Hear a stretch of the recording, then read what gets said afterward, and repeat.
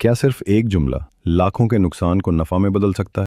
एक किसान सीजन के शुरू में निहायत लाल तरबूज लेकर बाजार पहुंचा। लोगों ने जब उसकी सुर्खी देखी तो हाथों हाथ तरबूज लेना शुरू कर दिया।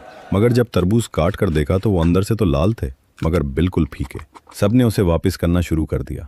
हर खरीदार यही कहता, यार ये तो मीठा ही नहीं है। हाँ हाँ, ये तो मीठे नहीं है। और उसे पटख कर जाने लगे। किसान परेशान तो हुआ मगर हिम्मत नहीं हारी। वो बैठकर सोचने लगा। अचानक उसे एक तरकीब सूझी।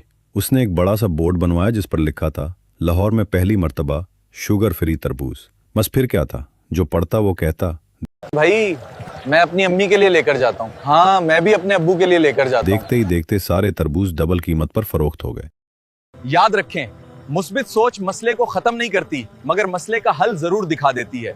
हिम्मत ना हारिए, अल्लाह ताली रास्ता जरूर निकाल देता है। चौथे किस्से के लिए हमारे हजरत जी के पेज को जरूर फॉलो कीजिए।